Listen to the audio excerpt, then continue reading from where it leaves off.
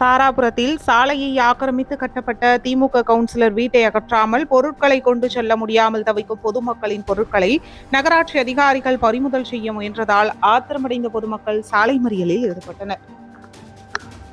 திருப்பூர் மாவட்டம் தாராபுரம் நகராட்சிக்குட்பட்ட 4வது ward common கோவில் தெருவில் கடந்த 15 ஆண்டுகளுக்கு முன்பு சாலையை ஆக்கிரமித்து திமுக பெண் கவுன்சிலர் திருமதி ராசாத்தி வீடு கட்டப்பட்டதாக கூறப்படுகிறது. இதன் காரணமாக அந்த வீதியில் பின்பக்கமாக இருக்கும் பொதுமக்கள் தங்கள் வீடுகளுக்கு பொருட்களை கொண்டு செல்ல முடியாமல் அவதியடைந்து வருகின்றனர். மேலும் வீடு கட்டு பொருட்களுக்கு கொண்டு செல்ல முடியாமல் சாலையிலேயே இறக்கி வைத்து ஆட்கள் மூலமாக கொண்டு செல்லக்கூடிய நிலை ஏற்பட்டுள்ளது.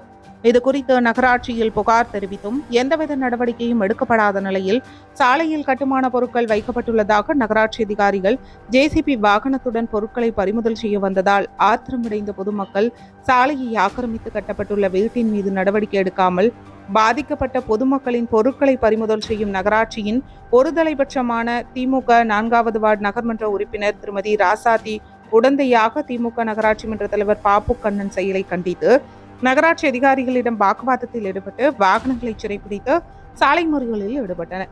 தகவல் அறிந்து சம்பவ இடத்திற்கு சென்ற காவல்துறையினர் பேச்சுவார்த்தை நடத்தியதை தொடர்ந்து கட்டுமான பொருட்களை லாரியிலிருந்து இறக்கப்பட்டது. இதனைத் தொடர்ந்து பொதுமக்கள் போராட்டத்தை கைவிட்டு கலைந்து சென்றனர். அவங்களுக்கு நோட்டீஸ் கொடுத்தாருங்க.